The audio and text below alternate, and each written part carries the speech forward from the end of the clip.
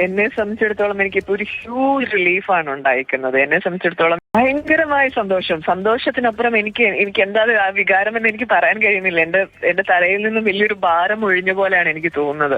അത്രയും ഒരു സമാധാനമാണ് എനിക്കിപ്പോ കിട്ടുന്നത്. ഇന്നലെ ഞാൻ മുഖ്യമന്ത്രിയുടെ അടുത്ത് എനിക്ക് അദ്ദേഹത്തോട് സംസാരിക്കണം എന്നൊരു അവസരം ചോദിച്ചിരുന്നു. അത് സംസാരിക്കാനും കഴിഞ്ഞു.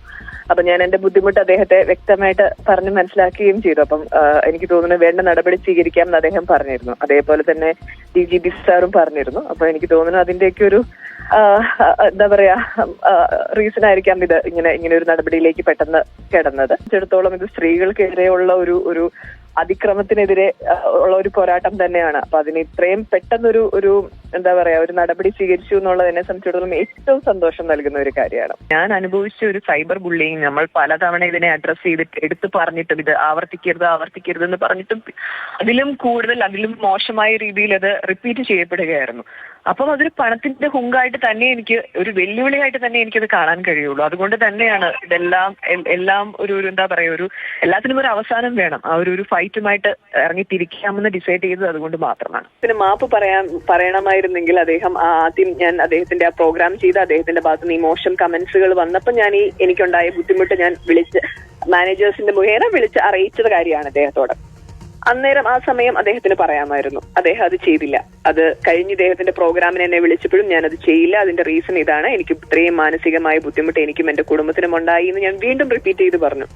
അപ്പോഴും അദ്ദേഹം ചെയ്തില്ല. വീണ്ടും അദ്ദേഹം ഇത് റിപ്പീറ്റ് ചെയ്യായിരുന്നു ചെയ്തത്. അപ്പൊ അതൊരു ചാനലിൽ വന്ന് ഖേദം പ്രകടിപ്പിച്ചത് കൊണ്ട് എനിക്കോ എന്റെ കുടുംബത്തിനോ ഉണ്ടായ ബുദ്ധിമുട്ട് മാറുമെന്ന് എനിക്ക് ഒരിക്കലും ചിന്തിക്കാൻ കഴിയില്ല. ഞാൻ പലതവണ ഇത് ആവർത്തിച്ച് എനിക്ക് ബുദ്ധിമുട്ടുണ്ടാക്കുന്നു എന്ന് പറഞ്ഞിട്ടും എനിക്കൊരു പ്രശ്നവുമില്ല, ഞാനത് ചെയ്യും എന്നുള്ള ഒരു വെല്ലുവിളിയായിരുന്നു. അങ്ങനെ തന്നെയാണ് ഞാൻ അതിനെ എടുത്തത് അദ്ദേഹത്തിന്റെ ഭാഗത്തുനിന്നുണ്ടായത്. അതിനൊരു എന്താ പറയാ അതിനൊരു നിയമ സംവിധാനം ഇവിടെ ഉണ്ട്, ഒരു സ്ട്രോങ് ഒരു ഗവൺമെന്റ് ഉണ്ട് എന്ന് വിളിച്ചു പറയുന്ന ഒരു നടപടിയാണ് ഇപ്പം ഉണ്ടായേക്കുന്നത്. എന്റെ കമന്റ് സെക്ഷൻ ആളുകൾ എന്നെ വിളിച്ച് പറയണം, നിങ്ങളുടെ കമന്റ് സെക്ഷൻ കണ്ടിട്ട് ഞങ്ങൾക്ക് തന്നെ ഭയങ്കര സന്തോഷമാകുന്നു എന്ന്. ഞാനത് സ്ക്രീൻഷോട്ട് എടുത്ത് വെക്കും. കാരണം ഇനി ഇത് മുമ്പോട്ട് ഇതിങ്ങനെ ഉണ്ടാവണം എന്ന് തന്നെയാണ് എന്റെ ആഗ്രഹം. ഉണ്ടാവുമോ ഇല്ലയോ എന്നറിയില്ല. പക്ഷെ അതിനുള്ളൊരു ഫൈറ്റിലേക്കാണ് നമ്മൾ ഇറങ്ങിയിരിക്കുന്നത്. നോക്കാം, നമുക്ക് എന്തായാലും അതിനൊരു പ്രോപ്പർ നിയമം കൊണ്ടുവരണം എന്ന് അതിയായ ആഗ്രഹമുള്ള ഒരു വ്യക്തിയാണ് ഞാൻ പറഞ്ഞു. ഞാൻ മുഖ്യമന്ത്രിയുടെ അടുത്ത് സംസാരിച്ചിരുന്നു. അപ്പൊ തന്നെ എനിക്കറിയാം അദ്ദേഹം അതിന് നടപടി സ്വീകരിക്കും എന്ന് എനിക്ക് വ്യക്തമായിട്ട് ഉറപ്പുണ്ടായിരുന്നു. അതെന്തായാലും അത് സംഭവിച്ചു എന്ന് കേൾക്കുമ്പം ഭയങ്കര മനസ്സമാധാനവും സന്തോഷവും കിട്ടുന്നുണ്ട്. ഇപ്പൊ നമ്മളൊരു കേസ് കൊടുത്ത് മുമ്പോട്ട് പോകണം എന്നുണ്ടെങ്കിൽ നമ്മുടെ എഫേർട്ടും നമ്മുടെ ടൈമും നമ്മുടെ ഇമോഷണലി ഒക്കെ നമ്മൾ അത്രയും ഇൻവോൾവ് ആയിട്ടാണ് അത് ചെയ്യുന്നത്. ഒരു ചെറിയ പ്രോസസ്സേ അല്ല ഇതൊന്നും.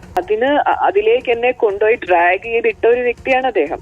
വ്യക്തിയും അതിൽ സമൂഹത്തിൽ നിൽക്കുന്ന സോഷ്യൽ മീഡിയയിൽ ഇങ്ങനെയുള്ള അദ്ദേഹത്തിന്റെ അതേ മനോനിലയുള്ള കുറെ ആളുകളും അതിന് ഉത്തരവാദികളാണ്. അപ്പൊ അതിനുള്ള ബാക്കി കാര്യങ്ങൾ നിയമത്തിന്റെ വഴിയെ തന്നെ പോവുള്ളൂ.